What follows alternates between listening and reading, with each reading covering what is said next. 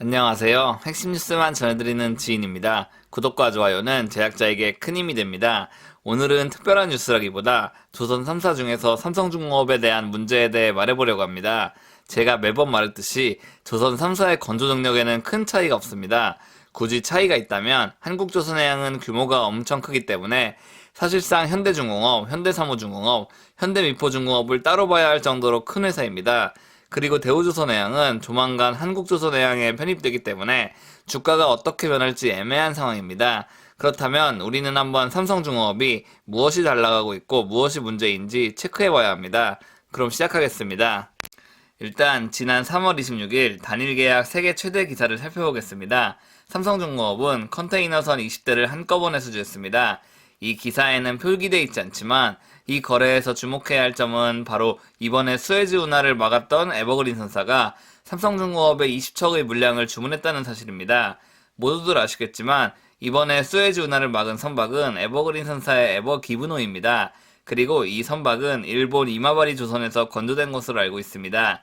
따라서 에버그린 선사는 이마바리 조선에 대한 부정적인 감정이 있기 때문에 삼성중공업을 선택한 것이라고 볼 수 있습니다. 물론 순수 기술력이 삼성중공업이 높기 때문에 선택된 것일 수도 있고요. 이렇게 잘 나가는 삼성중공업인데 왜 재무는 엉망이고 아직도 빌빌대는 것일까요? 이를 알아보기 위해선 과거 해양 플랜트가 호황일 시기를 살펴봐야 합니다. 현재 삼성중공업은 과거 건조했던 해양 플랜트인 드릴십을 인도하지 못했습니다. 드릴십은 총 5기로 삼성중공업은 이 5기를 모두 매각하게 된다면 1조 4천억 원의 현금을 확보할 수 있다고 말하고 있습니다. 이 드릴십은 2015년 건조됐는데 2020년까지 인도되지 못했습니다. 이 기간 동안 합산 영업 손실은 3조 9,655억 원이 발생했으며 말 그대로 삼성중공업의 발목을 단단히 붙잡고 있는 것이라고 볼 수 있습니다. 일반적으로 드릴십이 경제성을 띠게 되려면 WTI 유가가 배럴당 70에서 80달러 이상이 형성돼야 합니다. 그런데 주요 에너지 분석 업체들은 아직까지도 올해 국제 유가는 50달러 중후반으로 형성될 것으로 예상하고 있기 때문에 드릴십을 매각하기가 쉽지 않은 상황입니다. 물론 70달러 이상이 아니라 60달러 이상을 손익분기점으로 보기도 합니다. 하지만 지속적으로 유가가 상승할 것이라는 기준이 있어야 이 드릴십은 매각이 될 것입니다.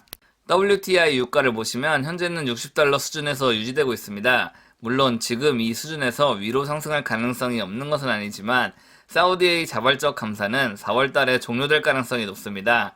따라서 앞으로도 드릴십이 매각되기에는 쉽지 않은 상황입니다.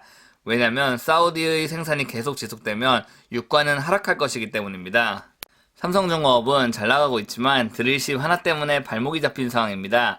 다만 조선 3사와의 경쟁 중에서 컨테이너선 건조에 일부 우위가 있는 것으로 파악됩니다. 올해 전 세계에서 발주된 대형 컨테이너선 66척 가운데 삼성중공업이 절반 이상인 34척을 수주해 시장 점유율 1위를 기록하고 있습니다. 현재 국내 조선업계에서 가장 돈이 되는 선박은 컨테이너선입니다. 물론 LNG 운반선도 있으나 현재 대규모 LNG전이 개발되고 있지는 않기 때문에 물동량 증가에 따른 컨테이너선 발주 수주가 가장 큰 먹거리라고 볼 수 있습니다.